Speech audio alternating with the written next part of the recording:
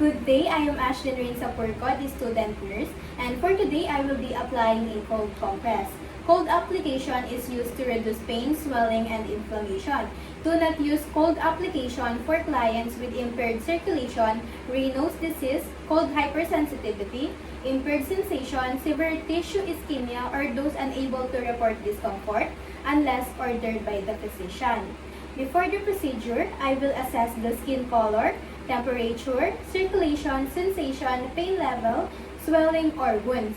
Review the physician order and check for any contraindication. This ensures that cold therapy is safe and appropriate for the client.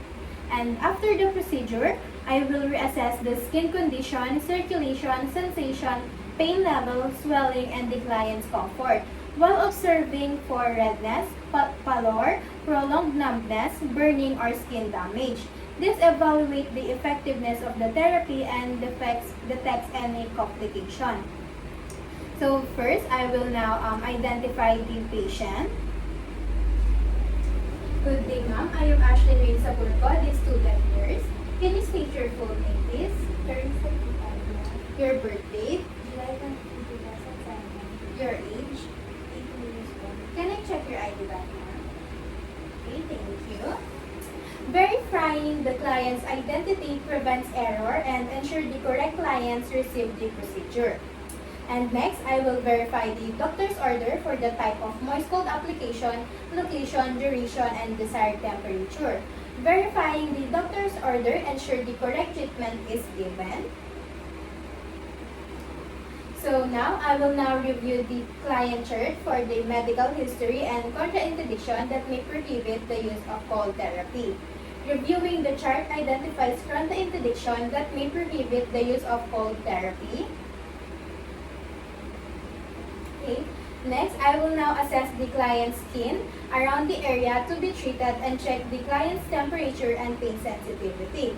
Assessment determines skin condition, temperature, pain sensitivity, and if cold therapy is safe. And I will gather the temperature first, the thermometer. Ma'am, can I check your temperature?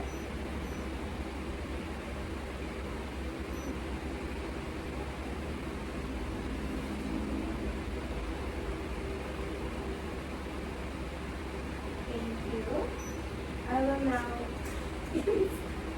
inspect your skin on the affected area. Thank you, ma'am.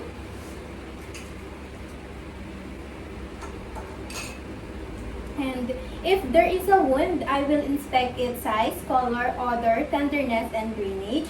Inspection evaluate the wound before the procedure. I will assess the client's and family awareness, understanding of the procedure, and related safety factors. Assessment promotes understanding, cooperation, and safety. And I will again assess the client and family awareness, understanding of the procedure, and related safety factors.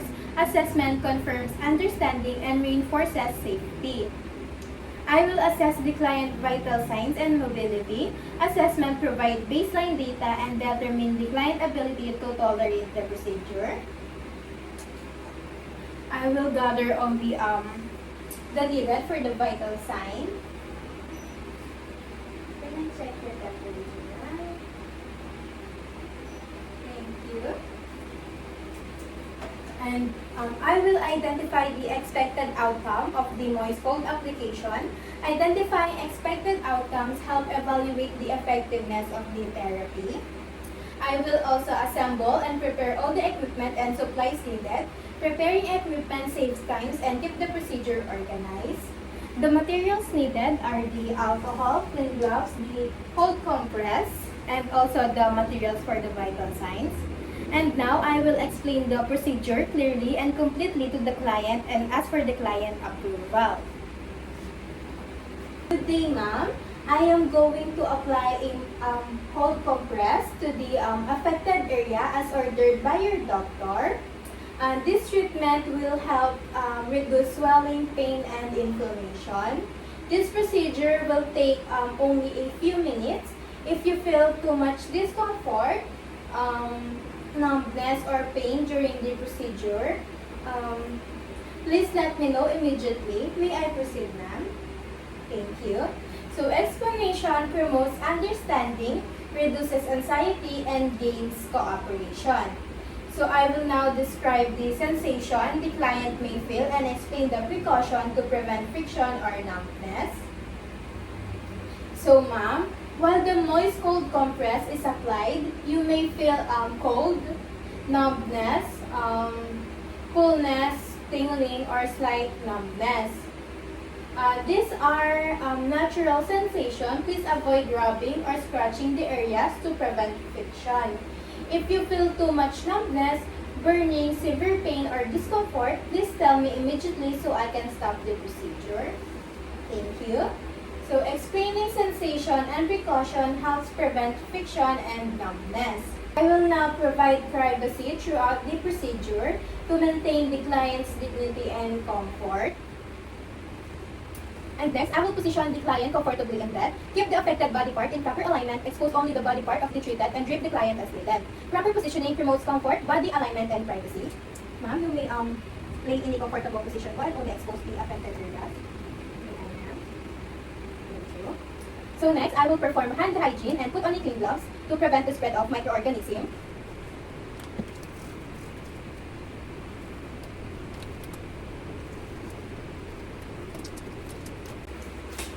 And if needed, I will place a waterproof pad or towel under the client's body part to protect the bed linen from moisture. And now, I will now submerge the towel into the water and wring out the excess moisture. Wringing out excess moisture prepares the compress for application.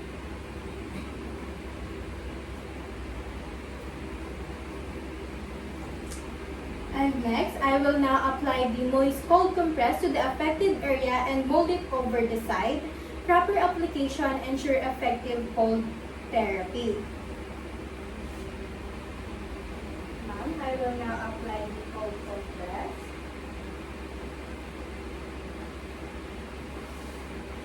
And I will remove, remoisten, and reapply the compress to maintain the cold temperature as needed. Maintaining the cold temperature ensure effective therapy. I will now check the client's skin condition at appropriate and regular intervals. Regular assessment helps detect irritation or complication. I will now remove and will assess your skin. Okay, thank you. And I will now dispose it. If any untoward incident or problem occurs, I will stop the application immediately. Stopping the procedure prevents further injury or complication. Next, I will remove my gloves, dispose them properly, and perform hand hygiene. Proper gloves removal and hand hygiene prevent the spread of microorganisms.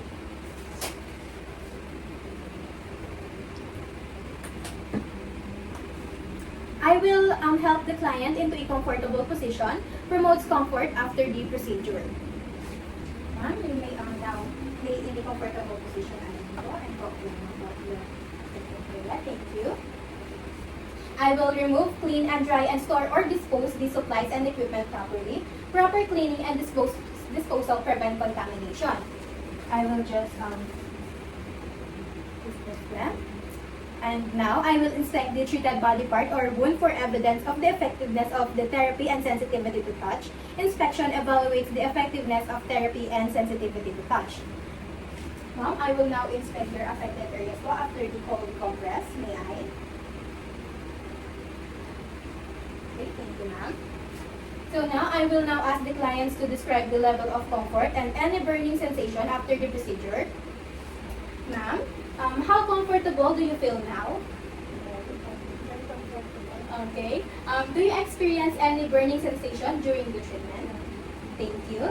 The client response helps evaluate comfort and burning sensation. And I will now identify any unexpected outcomes. Identifying unexpected outcomes allows prompt intervention. And next, lastly, I will document and report all the pertinent information about the procedure performed. Documentation and reporting ensure accurate records and continuity of care. Thank you.